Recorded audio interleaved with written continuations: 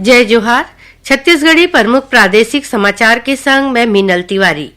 वित्त मंत्री ओपी चौधरी हा आज विधानसभा में पेश करीन अवैया वित्तीय बछर के छत्तीसगढ़ सरकार के बजट 1,47,500 करोड़ रुपया के ये बजट में राजस्व में 22% के बढ़वार होय के अनुमान करे गे हे।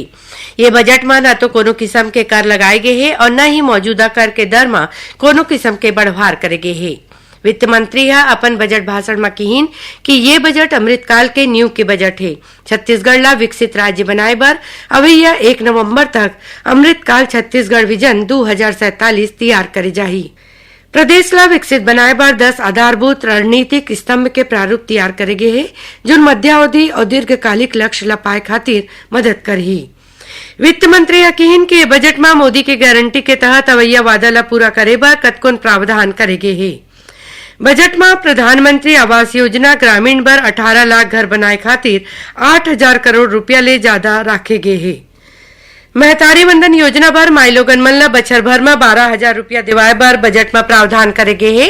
कृषक उन्नति योजना में 10,000 करोड़ रुपया राखे गे हे। जल जीवन मिशन खातिर 4,500 करोड़ रुपया के प्रावधान हवे। तेंदुपत्ता सकलैया मन बर प्रति मानक बोरा 5,500 रुपया के भुगतान करे बर बजट में तय करे गे हे।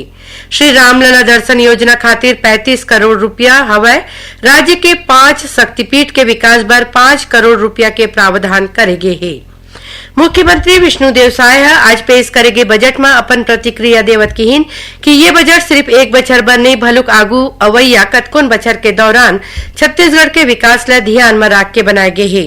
दूसर कोती प्रदेश कांग्रेस अध्यक्ष दीपक बैजा कहिन कि साय सरकार के ये पहली बजट आम जनता के उम्मीद के खिलाफ निराशाजनक हवे और भारतीय वायुसेना में भर्ती बार ऑनलाइन अर्जी दे के काम आज ले शुरू हो गए है। एकर बर आखिरी तारीख 11 फरवरी हवे। ये रही अब तक के प्रमुख प्रादेशिक समाचार। जय जोहार।